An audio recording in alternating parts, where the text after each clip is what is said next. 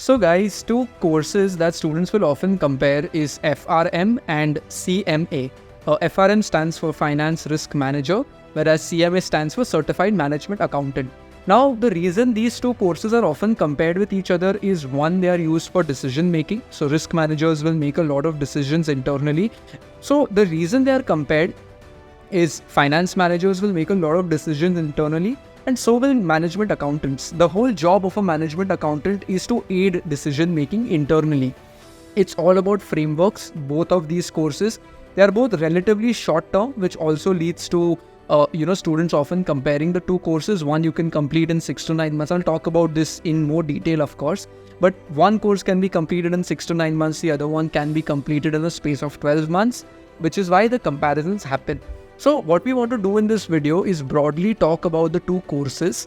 What do you learn in each course? What are the job opportunities after the course? And then hopefully that info is good enough for you to start with and decide how do you want to proceed with these two courses. So we'll start by talking about FRM, which is Finance Risk Manager. It is a course that is provided by GARP or GARP. They're the Global Association of Risk Professionals. The course is based out of the US, however, it is recognized and accepted globally. The way they leverage and brand themselves is FRM is the go-to course for CROs or Chief Risk Officers who want to hire for their team. Now, in FRM, you are more specifically learning about a very specific subset of risk, that is financial risk. There are different types of risk that a business faces, but this one is more aimed at financial risk and how do you mitigate that, or how do you put controls in place to best deal with such risks. So that is part one of what you learn in FRM. All the subjects in FRM are geared toward this, getting you ready for helping your organization mitigate risk and improve cost and operational efficiencies for your organization. Now, one question that you may have is, are we going to learn about finance? The answer is yes. And the reason for me saying yes is obviously if you want to mitigate risks, you first need to understand finance in detail. This curriculum of FRM is fairly similar to that of CFA level 1 and at some point level 2. It is a two-part exam, level 1 and level 2 as it is often called. You have to proceed in a chronological order, which means you have to do FRM level 1 before you can do FRM level 2.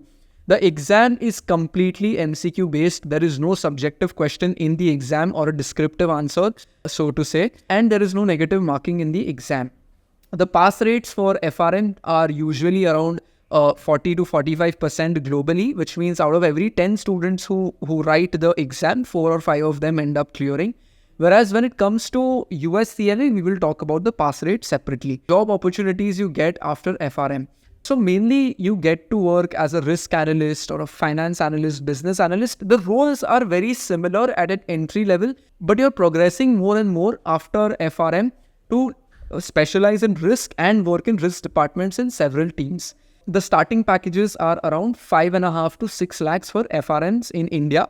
And obviously, like I say in every video, all of this can rise and you can progress to the ranks quickly depending on your skills and experience. Now guys, we'll talk about the US CMA course. This is a course that has quickly picked up in the last few years. India has its own version of CMA, which is also known as CMA, of course, or Management Accounting. It used to be known as Cost and Work Accountants, but now it's just called the Indian CMA. Now, first of all, US CMA is split into two parts. The first part is heavily focused on teaching you accounting concepts, more specifically on costing and performance related objectives. Whereas the second part heavily focuses on finance, strategic financial management.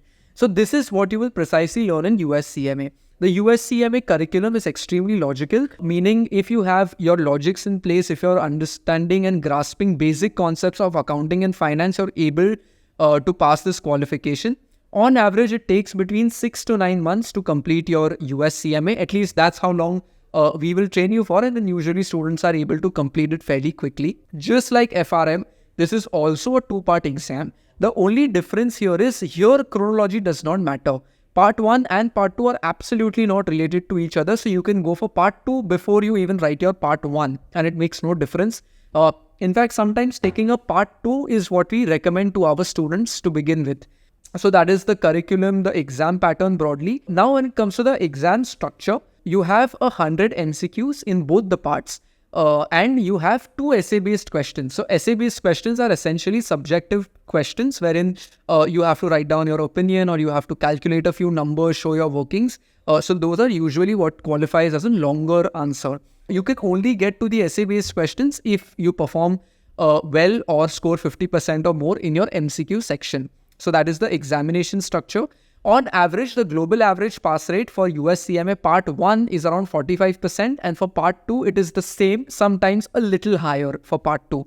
However, this was not the case back in the day.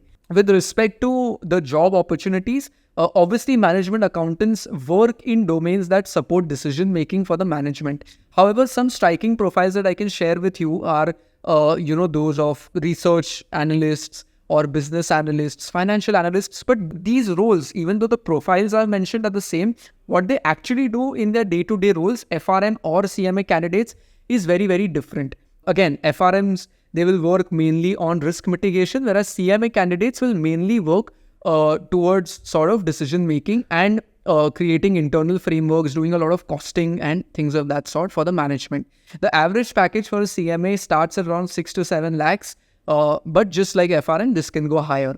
So I hope this has been a good enough comparison for you. Now, if you're convinced about either course or if you're still confused, you can reach out to us. The number is in the description box below. We are more than happy to provide one-to-one counseling to all of y'all. So do reach out to us. Any questions that I might not have answered, leave them in the comments.